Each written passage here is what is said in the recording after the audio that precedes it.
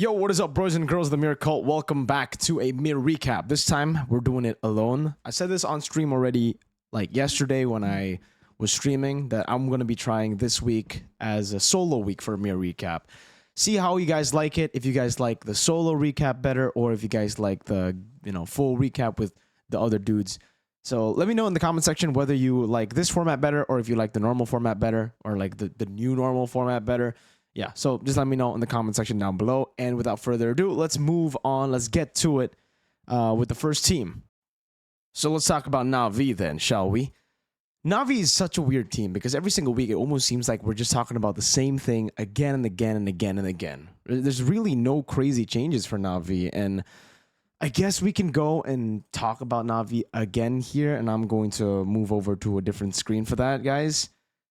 Here. So the only change that NAVI really made was the XP lane. I thought in the 3-week break that they would change a lot of things. By a lot of things, I mean, maybe get a new jungler, maybe get a new roamer, and stick with cars in the XP.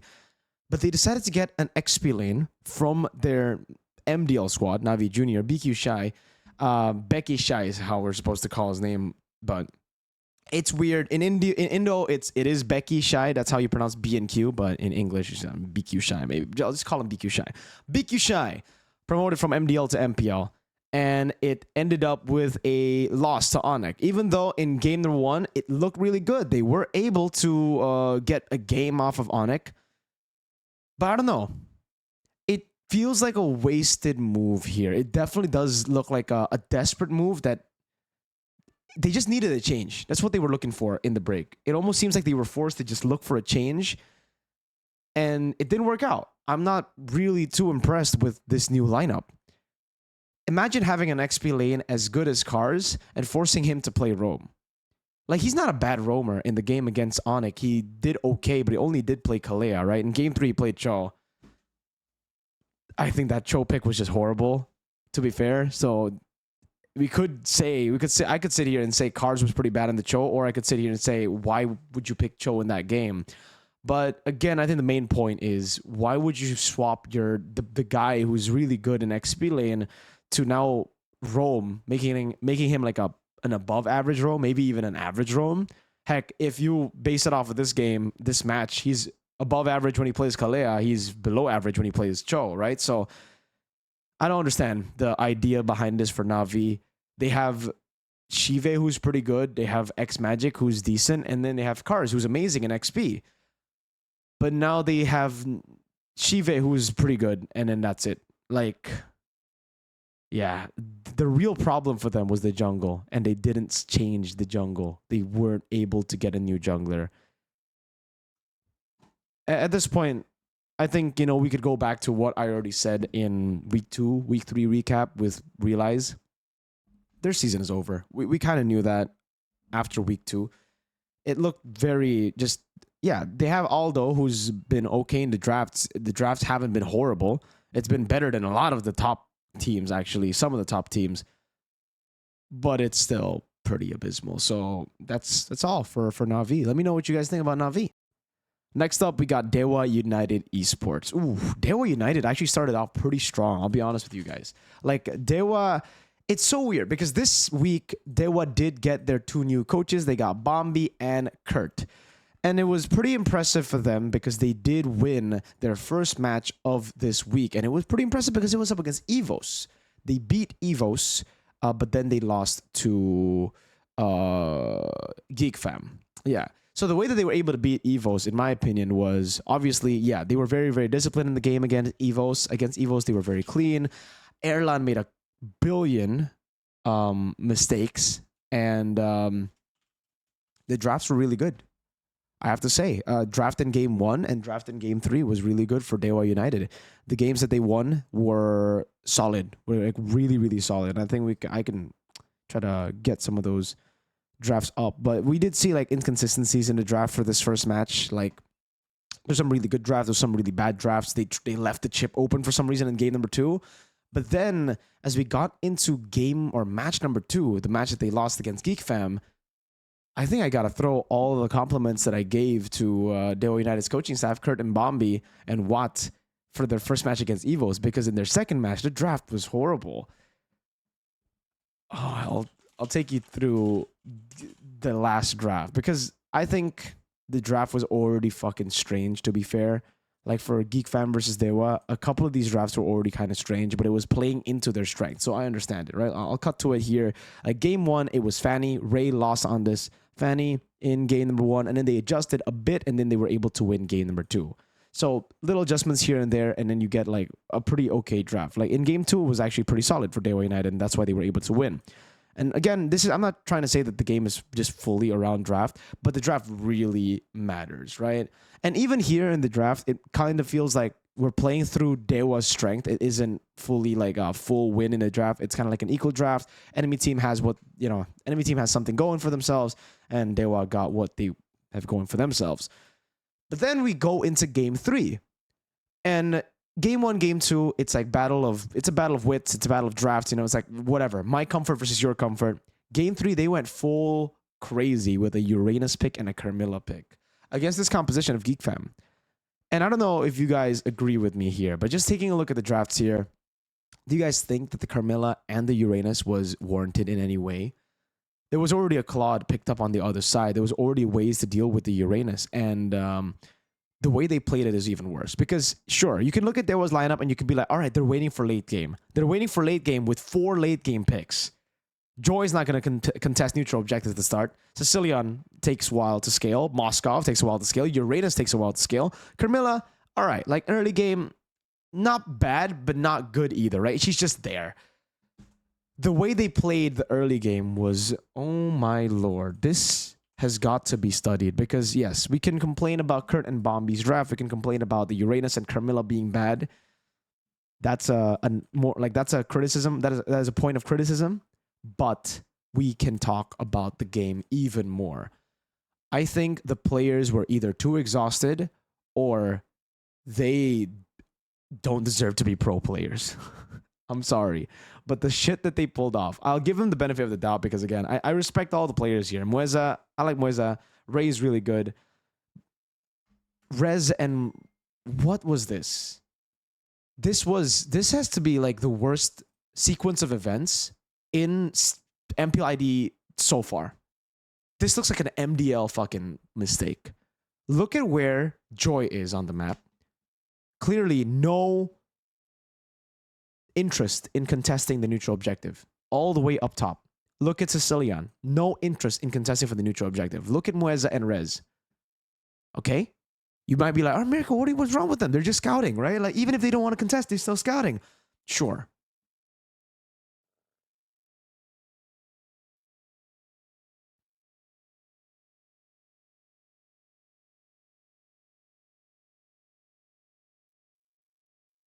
Bruh. I get it. You want to scout, but you don't want to scout that. Like, you get vision when you're already around here. Like, just standing here, you already get vision. Here, I'm sorry. Standing here, you already get vision of the turtle. You don't need to fucking stand there. And now you put Ray in a tough spot because they just shat on you. Ray is going to be like, oh, fuck, man. And then they get full tempo around the map because the Fovius was able to clear. Everybody was able. Now they rotate around the map and capitalize. And then they built a 2,000 gold lead. This is a crazy mistake to be making in MPL. Not having your jungler, just looking at your own composition, seeing that it's like full late game. You should never contest. You shouldn't, yes, scout, but never contest. You should never walk up like that. I don't know what they had in mind, but that was super whack, bro. And throughout this game, it was a stomp. It became a stomp, and Geek Fam were able to take the dub. I wonder why, right? They just stomped through. They played the neutral objective game. You don't give Geek Fam a lead like this. They are so disciplined, and we saw it especially with Make It on Suyo. They're so good at contesting neutral objectives. So I don't know what they were on. I think they were on some really weird shit. I hope it's a one-time thing. I hope they're just exhausted because damn, was that bad. Let's move on to the next team. And the next team we have up for the up for discussion is ONIC. And I don't know where to start with ONIC. Really. Against NAVI, not much could be said there. I think it is NAVI at the end of the day. It's still them with a new XP, new roam. It's NAVI. The second match against Liquid, I think we can bring the game. To be fair, I'll say this first. we can sit here and blame Adi all day.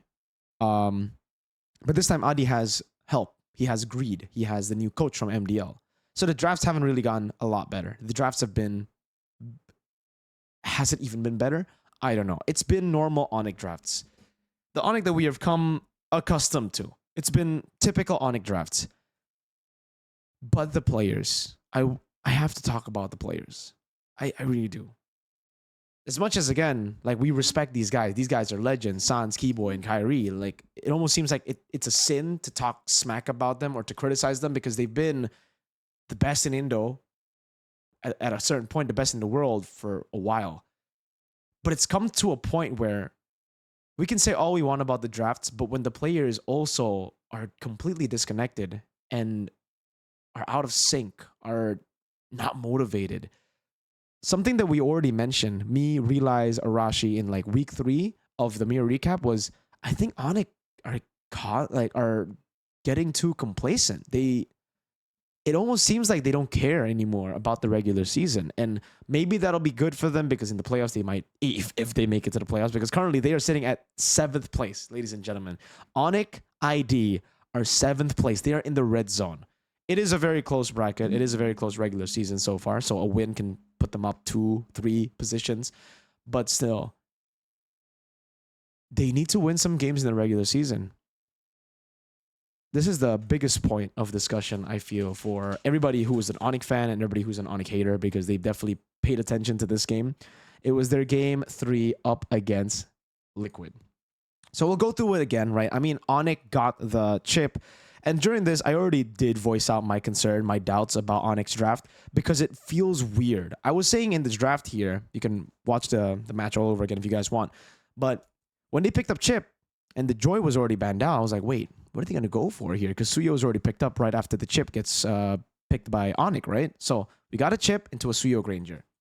I was thinking, all right, so did they go Hayabusa? Because I'm not too sure about the Hanzo combination. I haven't seen this combination myself. I haven't seen the, how it actually plays with the chip. So I was like, all right, I'll give them the benefit of the doubt here, but I personally thought Hayabusa was going to be the choice to go for. And then they moved on. Irithel Beatrix gets banned out because for TLID, they're thinking you already have a chip and a Hanzo, right? Like we just want to get rid of the ready to fight heroes, the Irithel, the Beatrix. If you go for Moskov, that's another hero that you need to scale up with for a while.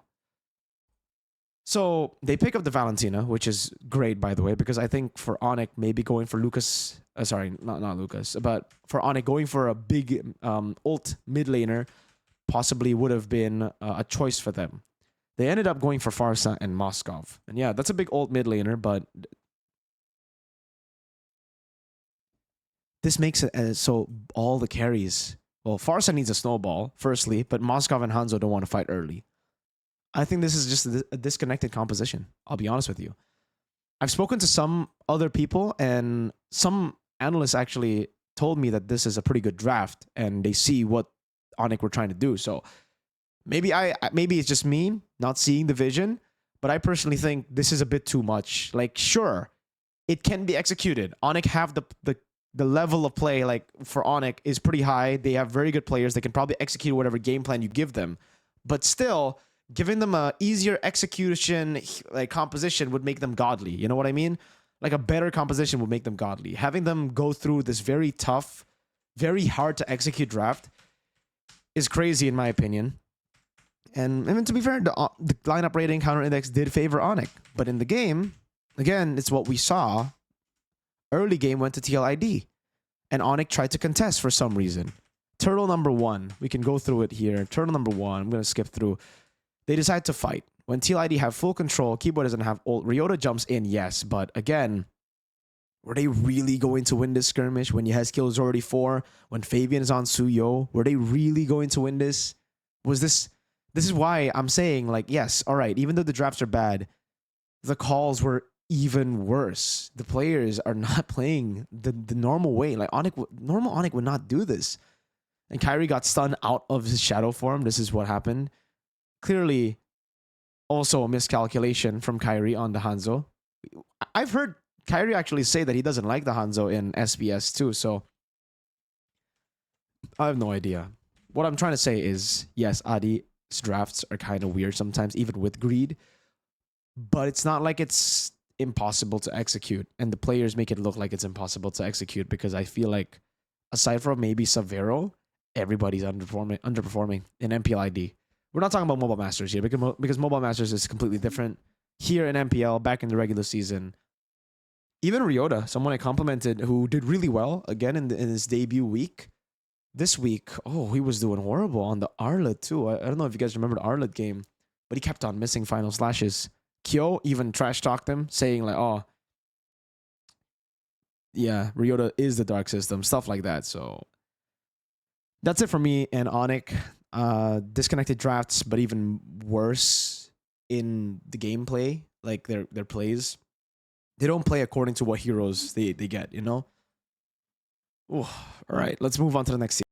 The next team we have is Team Liquid ID. Ooh, so for Liquid ID, honestly, there's not much to say about the drafts. I won't talk about, I won't go back into the game to talk about Team Liquid ID, because I think for Team Liquid ID, it's kind of simple.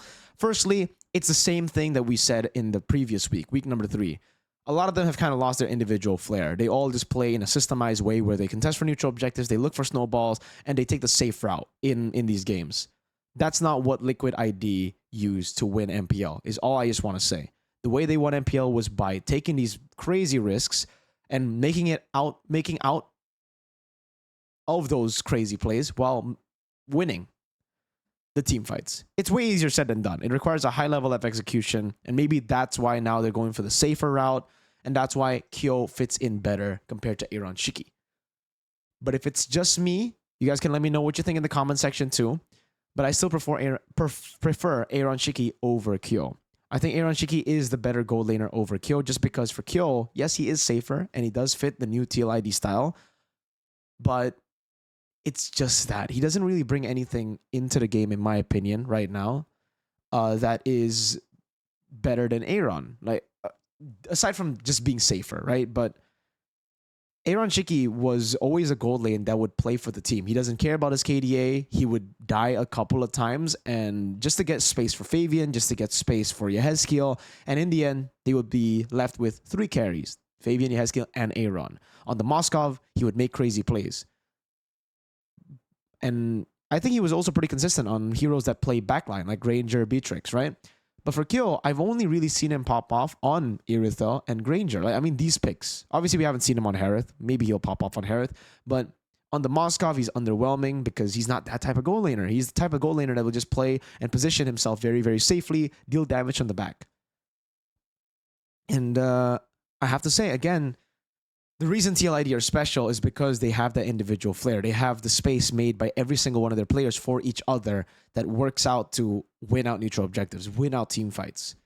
With Kyo in, it feels like against a top tier team, against like the upper teams, they will struggle because they are playing like any other team right now. It really just feels like, it doesn't feel like TLID. It feels like a DEWA. It feels like even an ONIC right now, the current ONIC. It doesn't feel like the top 4 teams. Like the top 4 teams, you can see distinct play styles, very aggressive. They go for they go for experimental picks, and they play with risks, except for RRQ, because RRQ do it. They minimize all their risks so well because they are probably still the most well-rounded team in MPL. Yeah, I guess I'll call them the most well-rounded team in MPL right now. So that's what I think about TLID. I think they just have lost a lot of that individual flair that made them special. And I guess I want to see more of that, like for TLID, because they're not going to be champions playing this style. I'll be honest with you. This could be a regular season kind of thing where they don't want to go all in.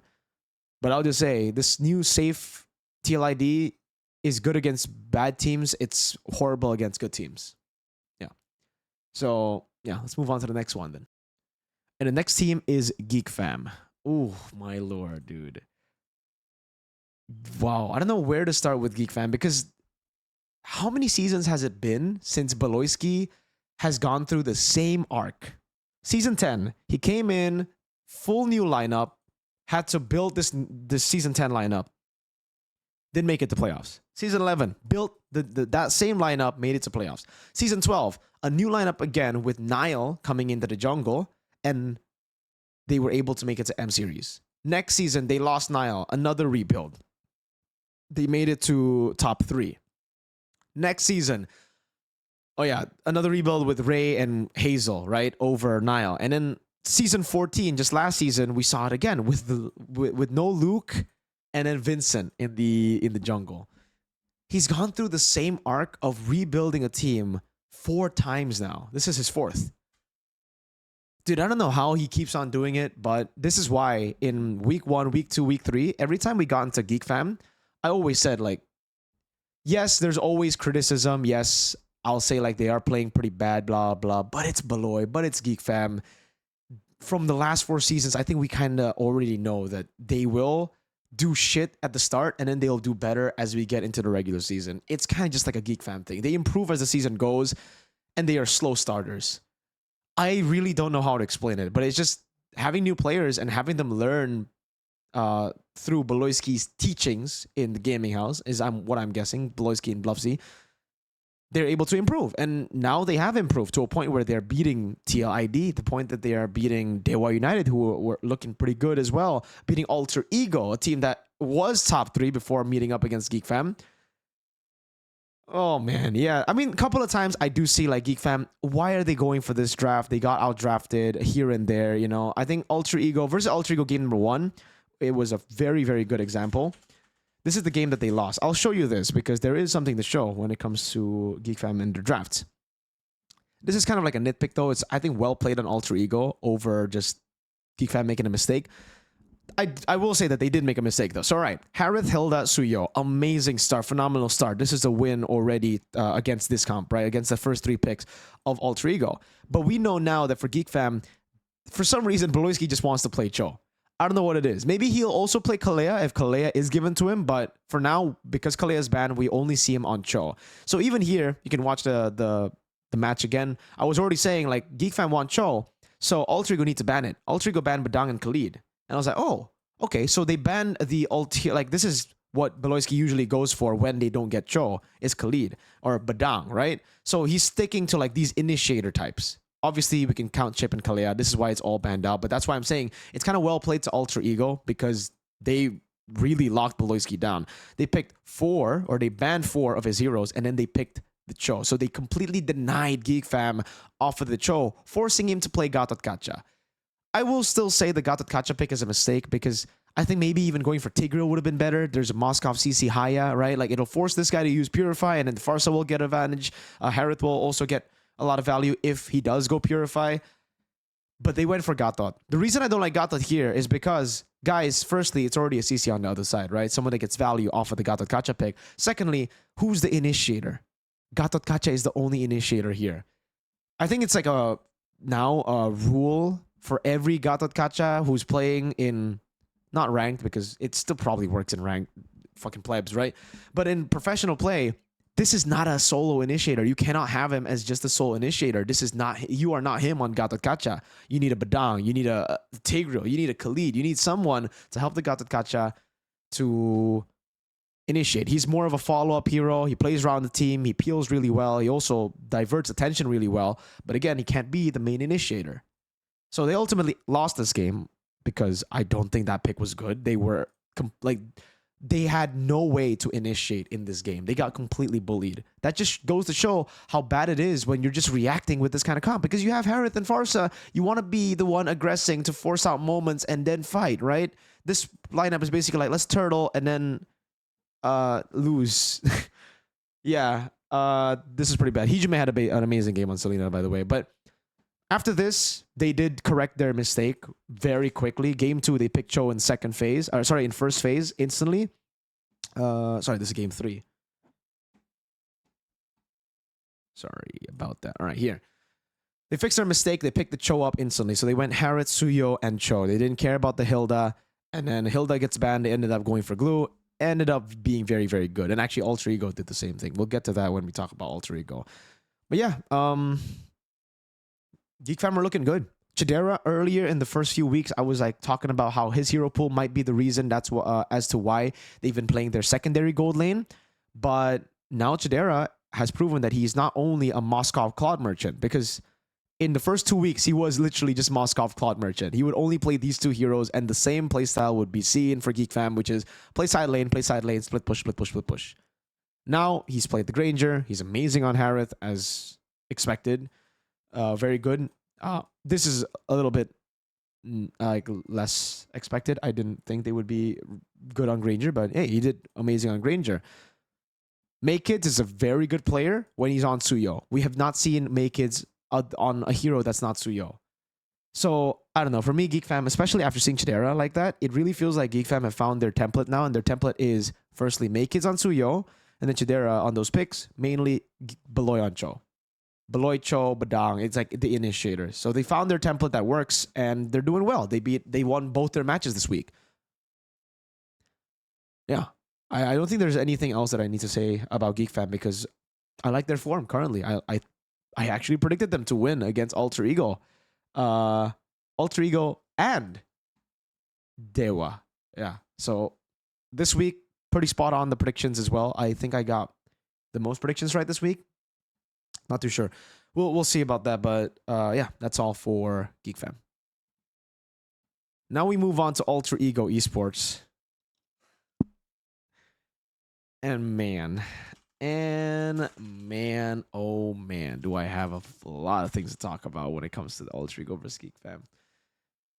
They only played one match this week, so we'll talk about every single game because I think Alter Ego had the worst drafting phase out of all the other teams in week 4. Even worse than DEWA. Yes, even worse than the Uranus Carmilla because that only happened once. And before that, it was pretty okay. Yeah. So I'll go through all the games. Let me just bring it up for you. Let me bring it up for you. I will show you the first 3 picks of Alter Ego, and you will decide what pattern I'm talking about. Okay? Because this is really about reading the pattern right now. So, all right. Game number 1. You see this pick? Haya, CC, Moskov. Okay? Next game. What do they go for again? Haya, CC, Moskov. Cool. Last game. Haya, CC, Moskov. The same start. When was the last time we saw the same start like this? 3 games in a row. Suyo, Jawhead, Sicilian. ONIC, right? But that's not the main problem because at least for ONIC, if you guys want to blame Adi and say, he's a bad drafter, I don't know who's drafting for Alter Ego. I really hope it's not Zephyr because Zephyr, I'm disappointed. I've been hyping this guy up. I think he's very good. This draft does not reflect what I've been complimenting, but this is like Suyo, Jawhead, Sicilian, when it was the template for ONIC, worked out because it was just Giga broken. He would win out early game for sure with the Suyo and Jawhead. But then teams started to find a way around it, right? Since when has the CC Haya Moskov been an auto win? Even in the games that it wins, like for Alter Ego, because they have gone for the start before, it's not like a decisive, it's not always a 10k gold lead, we win early all the way to late kind of pick. And especially considering we went through Mobile Masters. We had 3 weeks break from week 3. They're still going for the same thing? And they're prioritizing CC first? Against Geek Fam, who are known to go Cho, who are known to go initiators, to CC Haya. That's like the 2 worst picks up against these heavy CC boys. And all Geek Fam needs to do is like, all right, guys, they pick CC. Let's not go Hylos Gatot. Let's not go Hylos Gatot Khalid. Let's not go Hylos Gatot Khalid Phobius. Let's not go Lucas. This pick is not first pick value. When Suyo is up, when Granger is up, when, fuck it, even Badang. I don't think it says Prio was Badang, bro. Oh my lord. Oh my lord. And we can get through this game to look at it. I think it was game 2. They are playing it so bad on top of it. So it kind of... See, Alter Ego were playing so clean before this. Week 3, they won all their matches and they were doing so good. They even beat EVOS. And EVOS were the best team at the time, or second best team at the time. After the 3-week break, it really feels like Alter Ego have completely lost it. Or maybe they've never had it to begin with. Maybe all their wins have come through just the players being good, you know? Because, and by what I mean by saying the players just being good is the players just doing their thing, but not knowing what they're doing. Because this is something that happens a lot. I think, well, the easy reference would be for you guys. When you're playing ranked, you would make a crazy play, but you don't know how you made that crazy play. It's just mechanics and instincts, but you don't know how to explain what you just did. That's what I'm thinking is happening with Alter Ego, because how do you go from being so good to dipping so hard? Either the 3-week break they spent doing nothing, it was it was a full holiday, or they have not understood what they've been doing in the past. Because the plays that they are making here are really, I'm sorry, amateurish, man. This is amateur MLBB. This is some MDL mistakes. Even their CEO, by the way, even let's say you don't agree with me, you think, hey, Mirko, you're being a bit too harsh. Their CEO was watch partying this match. And when they saw the play that we'll see right now, he actually said, what the fuck, on stream. And he was like, what are they doing? So if the CEO can even like, all right, let's just play it through. I'll show you guys what we're talking about. So here, they go in, right? They do all this. Hold up. SOD lands. Dreams dies here. He doesn't die because there's another realm, but he's freaking dead, right? Heis decides to take it. But that's not even the worst thing. Heis dies, sure. Nino dies, sure. What would you do if you're left with two dudes?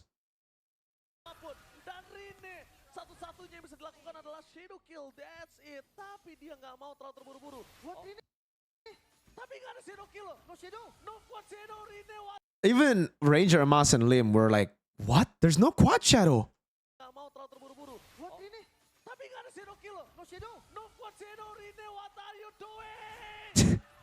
Ranger Mazi would pull out the what are you doing?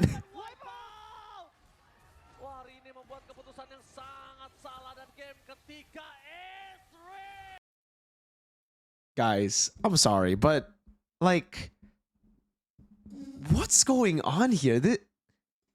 It really feels like an MDL. That was an MDL set of plays. That was ridiculous. They have a lot to work on. The drafts have to change by a lot, and they're gonna have to fucking fix those in-game decisions, man. Wow, I'm really disappointed if you guys can't tell already, because I love it when we get to see new teams with a new lineup do really well. And Alter Ego, they went from really good to that. Yeah, so let's move on to the next team. Next team is EVOS. Oh man, there's so many things to talk about when it's EVOS, man. Okay, week 2. Okay, we'll start with the big thing. Erlan had a horrible week in week 4. EVOS, before the week, were standing at 2nd place with only 1 match loss. That was up against Alter Ego.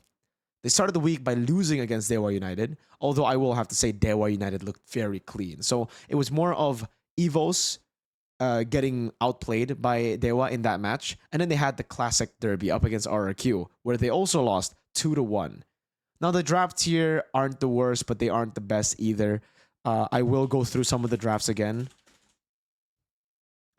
Game 1, Game 2, Game 3. Because I have to go through and see exactly which draft I had problems with. Oh, here. Perfect. Leaving the chip open. Against RRQ.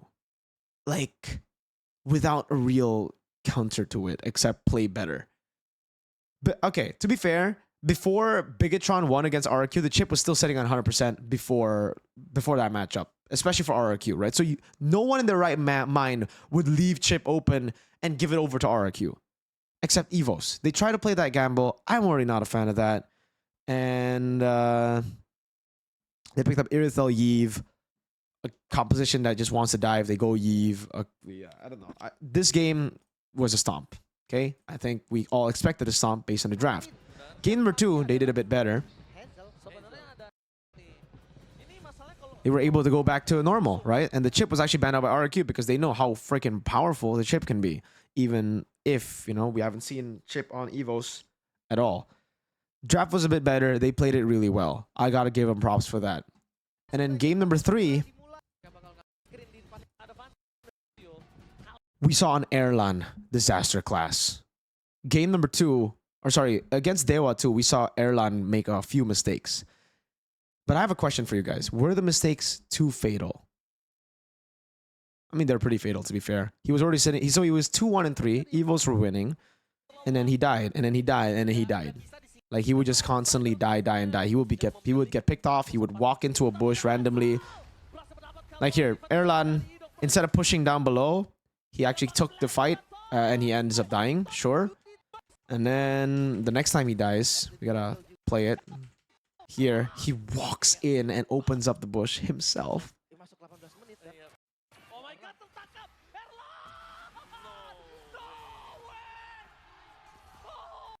My boy. And then when they ultimately won this skirmish, even here he died, by the way. Like, look at Erlan.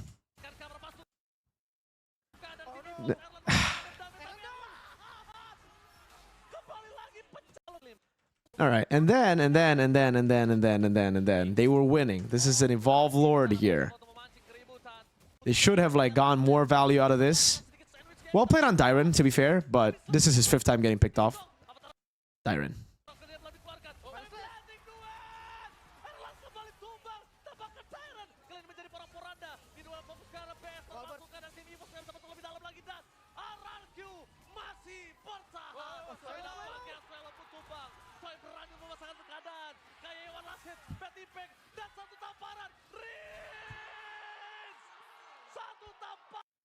And then they just lost the game ultimately.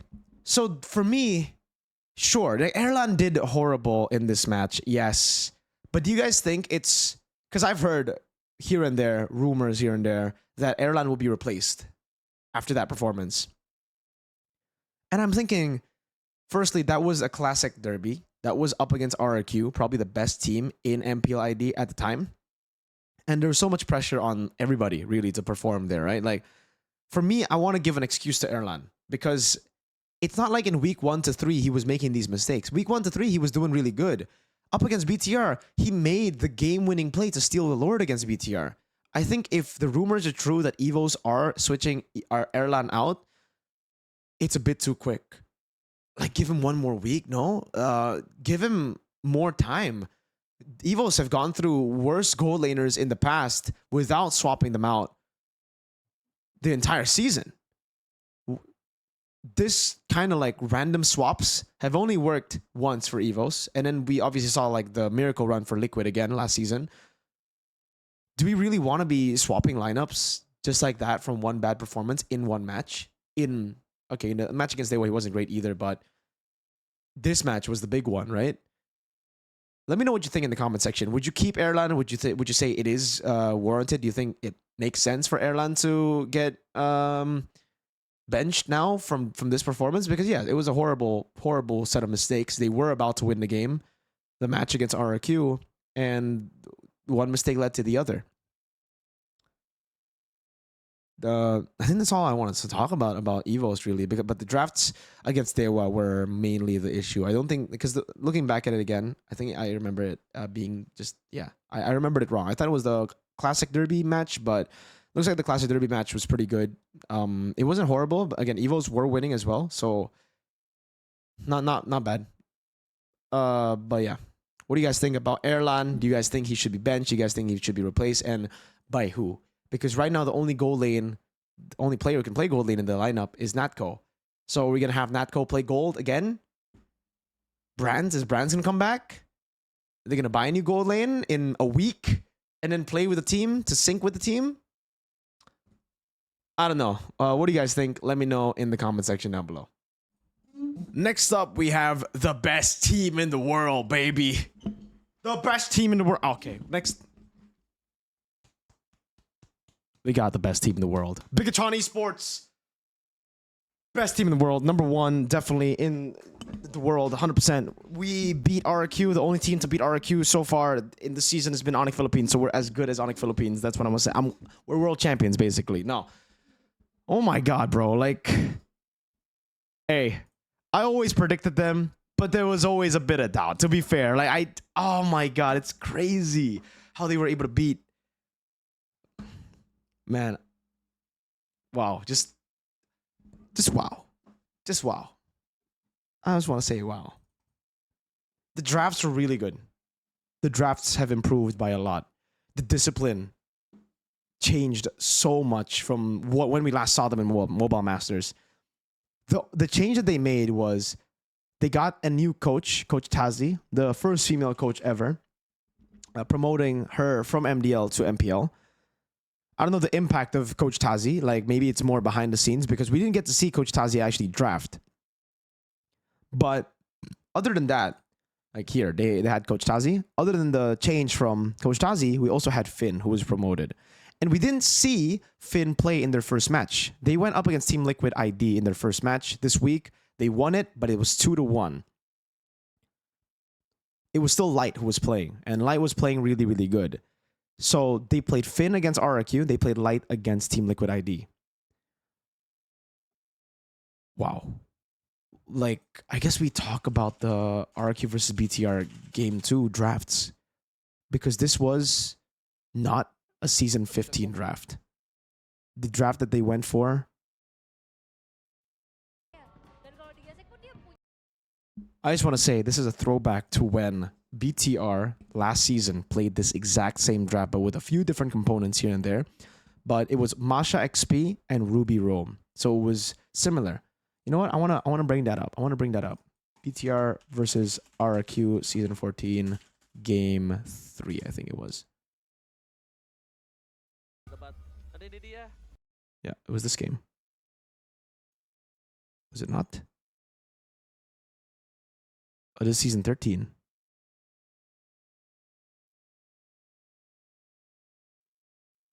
I gotta find it. Where was it?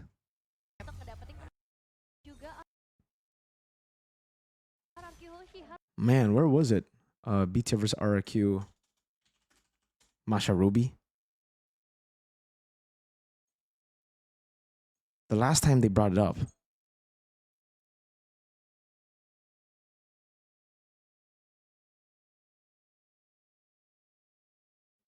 Oh, it was Game 2.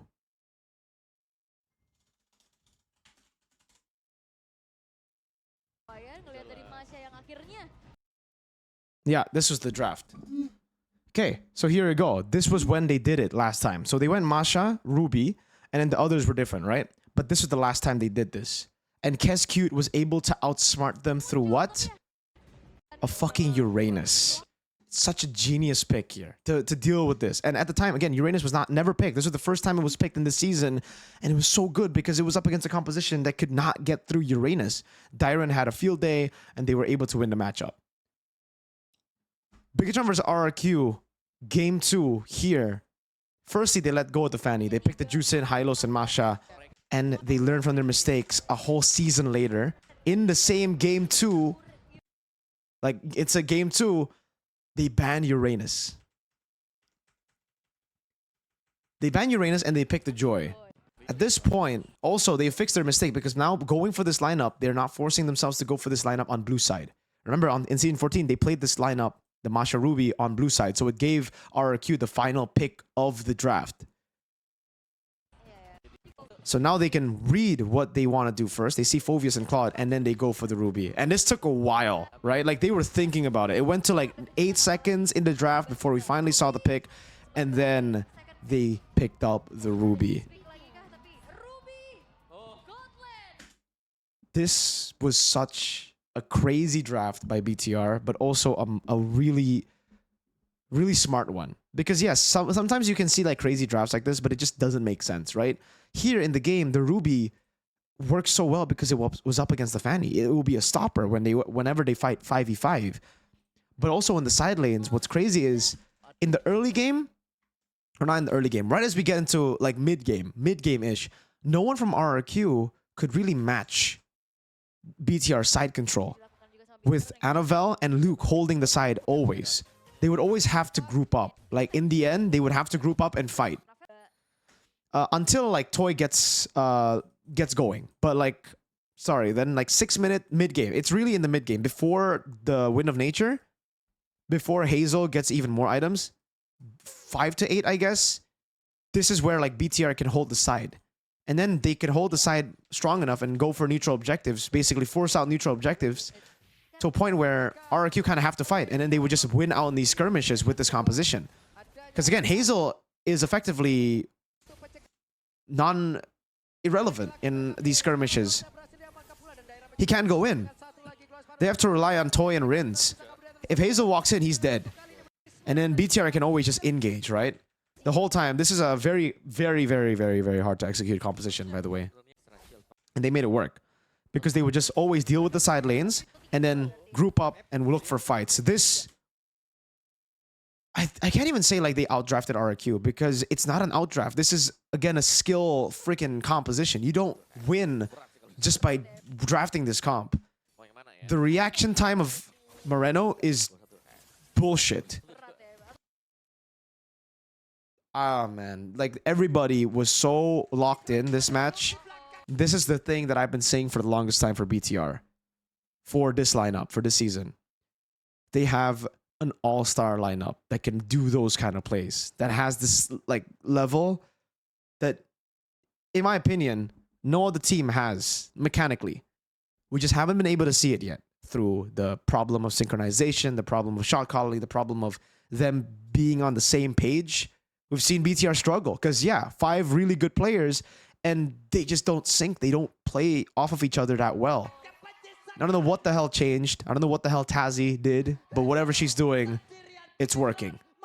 And I am, as a fan, so goddamn happy for BTR right now, bro.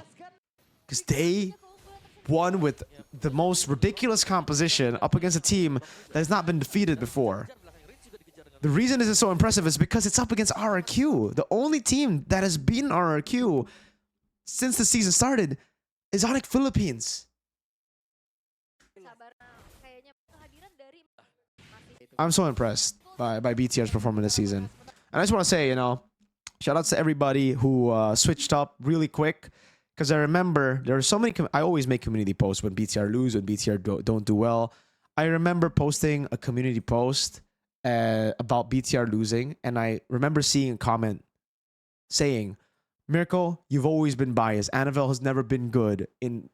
He's never been a good player. BTR should have just stuck with Super Ken. I remember seeing that and I was like, oh, hell no. This is crazy. This is crazy. Because just because he's not doing, like, I agree, he wasn't doing well for BTR in week 1 to week 3. He missed a lot of big red trees for Mobile Masters as well. We saw the team just completely disconnected. But that doesn't mean he's never been good. The reason he was picked up was because he's very good. Because he was very good on EVOS. Like, back when he was in EVOS, he was literally solo carrying the team. Yeah. For me... And then now I see comments everywhere, by the way. This isn't just that guy commenting. I'm trying to find the comment. I can't find it. Because there's just...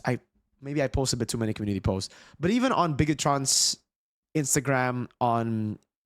Not just my comments, everywhere, you would see people switch up like this, like crazy. They would be like, oh yeah, Anavel's never been good. Light garbage. And then when they start winning, they're like, oh man, Anavel's always been good. Like, I can't believe no one thought that he was good.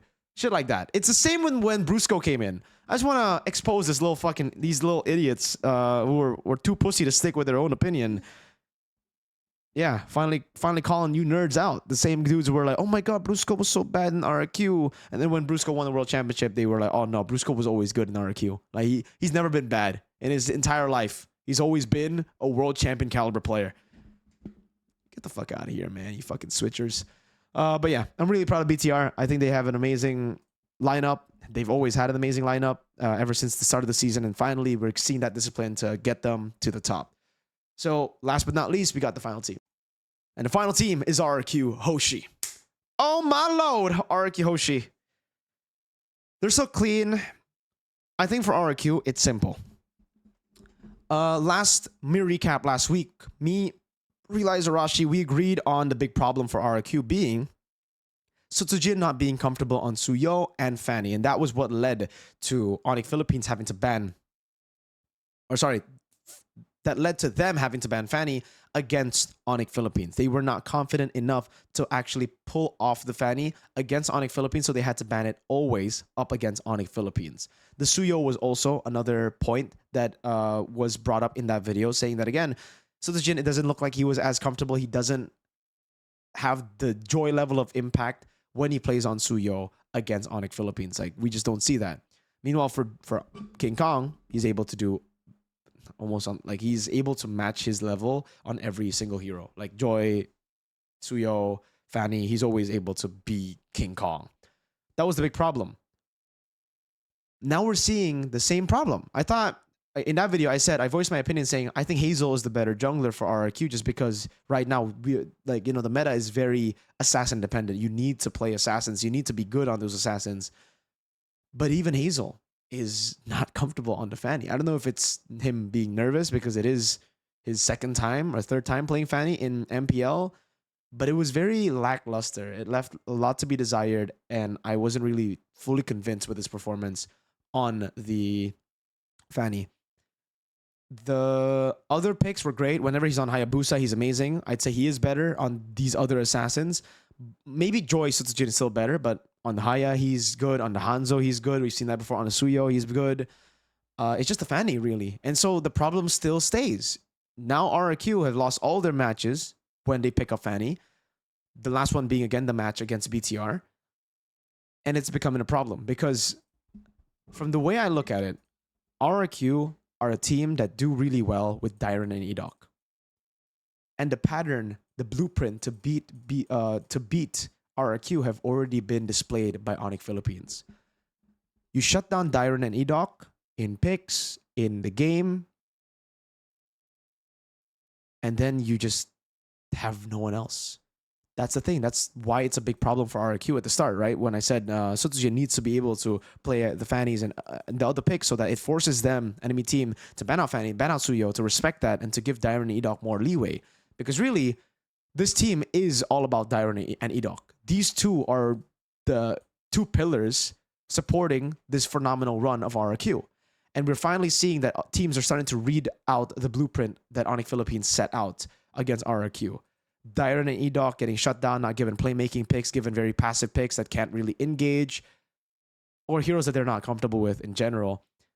And then they don't do as well. Automatically, they don't do as well. Rins is always, in my opinion, more of like a supporting guy because he follows through what Dyron and Edok does, but he can't be the hyper carry. Toy is the same. This is what makes RRQ system right now. They don't have a star player that will just, you know, put the team on their back and then carry like Skylar. In that sense, Toy is worse than Skylar because he's not that type of player. He's not the type of player that could you could funnel all your resources in and then would win you the game. But for RRQ currently, Toy has been better because he has been able to let the others shine as well. So everybody on RRQ shines, all 5 of them.